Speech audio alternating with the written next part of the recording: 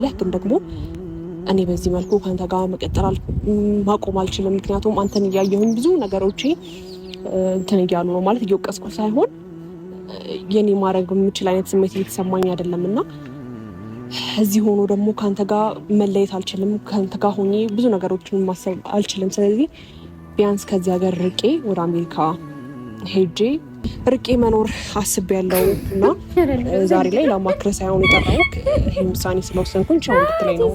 ከአንተ በኋላ ደግሞ ቤተሰቦች የሚሰናበት ይሆናል ማለት ነው። እኔን ትተሽ ከኔ ጋር መሆንን ሳትፈልጊ ቀርተሽ ወደ አሜሪካ አስችሎሽ እኔና ሳንገናኝ መሄድን ከመረጥሽ እስኪ አሁን የምር እዚህ ከሆንኩኝ አንተን አለማግኘት አልችልም። እዚህ ከሆንኩኝ ቆራጥ መሆን አልችልም። ስለዚህ ቢያንስ ራሴን ካንተ ማረቅ እንዳለብኝ ስለተሰማኝ ነው ወደ አሜሪካ ለመጓዝ እንትን ያልኩት። ቅርብ ሀገር ላይ ከሆንኩኝ ኦልሬዲ ወደ መምጣት ስለምችል እዛ ደግሞ ነገሮች ስራዎችን አስተካክዬ እዛ ለመኖር ነው የወሰንኩት። ይህን ደግሞ የወሰንኩት ስራ እዚህ ተበላሽቶብኝ ወይ ከቤተሰቦች ጋር ነገር ሆኜ ወይም ደግሞ ሌላ እዛ አሜሪካ ስራ መስራት ስለምፈልግ ሳይሆን ካንተ ለመራቅ።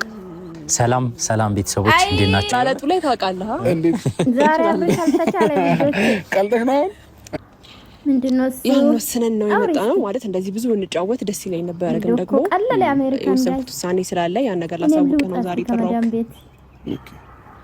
ምንድነው ይቅናሽ? ቆይ ልንገርህ ቀድሚያ እኮ ምንድነው ታዲያ ይቅናሽ? ልፍ ያለው አረን ንገሪ ቶሎ በይ በዚህ ልክ በማለው መልኩ ለኔ በጣም ጥሩ ሰው ነህ። በጣም ብሻል በእውነት ነገር ስታወሪ ምናምን ኮስተር ብለሽ እንዲህ ነው ምናምን ስትይ ቁም ነገር በራሱ የሚያምርብሽ አይደለም። እሺ አብረሽ ነው ንግግርን አንቺ ተናገሪ። አልተቻለም ውዶቼ፣ እንደሰማችሁ ስትይበል አንቺ ምን ወጣሽ? ሰማኝ እንግዲህ ውዶቼ እንደሰማችሁ ሄርሜላዬ አሜሪካ ነገር ልትሄድ ነው። እንዴት ነው ቀለለ? በእናትሽ ሄርሜላዬ እንደው ምን ይሻላል? እንወጣለን አብረሽም እኮ ይመለሳሉ ብሎ ቀረቆ እንዱ ዘድሮታች። አረ ጌታውን አረ ትግስቱ ስጠን። እንደው እነዚህ ልጆች እኮ አይዳ የቀየራችሁ መሆኑ ነው። እንግዲህ ሄርሜላችን ማለት ነው አንተን አፈቅራለሁ ወድሃለሁ፣ እኔን ግን የራሴን ለማድረግ አልቻልኩም። አንዴ አገኛለሁ አንዴ አጣለሁ። ስለዚህ ካንተ መራቅ አለብኝ። ቆራጥ ለመሆን ካንተ መራቅ አለብኝ። ስለምወድቅ ስለማፈቅር ካለች መድኃኒዓለም ትግስቱ ስጠኝ። እንደው እኮ አላቅም። እና ሄርሜላ እንዴት ቀለለሽ ግን አሜሪካ ምን ለመሄድ ማለት ነው? እንዴት ቀለለሽ እኔ ቆንጆ? አረ ለኔም ንገሪ እናቴ፣ ለኔም ንገሪ እስቲ። ፕሮሰሱን ልጀምር እንዴ? ከመዳም ኩሽና ልውጣ እንጂ እንደው እኮ የቡታጅራ ልጆች ማለት ነው ከውጭ ሀገር ለመሄድ ማለት ነው እንዴት ነው ቀለላችሁ? እንዴት ከርሻአላ ከር አብረሽ የተበላሽ አይዞሽ፣ እንግዲህ አይዞሽ። ሩታም ከእጅ ወጣለች። ሄርሜላም እንግዲህ አሜሪካን ብላ ልትሄድ ነው። አንቺ ደግሞ ከማን ጋር ነው ፉክክር? ዛሬ እኮ በጣም አልተቻለም። አብረሽ አምሮባል። ደግሞ እውነት ለመናገር በጣም አምሮበታል። ልብሱ አለባበሱ በጣም ነው የሚያምሩ። በነገራችን ላይ አንተ ነጭ ስትለብስ ማለት ነው ቀየር አድርግ፣ ወይን ጫማ ወይ ሱሪ ቀየር አድርግ። እሺ ወንድሜ፣ ያው አስተያየት ነው። አሁን የሚያምር ነጭ በነጭ ሲሆን ያስጠላል እና ነጭ ከላይ ስትለብስ ቢያንስ ወይን ጫማ ጥቁር ማድረግ አለብህ። ነጭ በነጭ ሆነ መጣ ማለት ነውና ኤኒዌይስ ሲመችክ ምን አገባኝና ሄርሜላዬ እንግዲህ ልትሄድ ነው አብረሽን ጥላ ማለት ነው። አብረሽ አዘኔ እንዴት አስችሎሽ እኔን ጥለሽ ትሄጃለሽ? ያለውን እኮ ጋይስ፣ አይ ምን ትላላችሁ?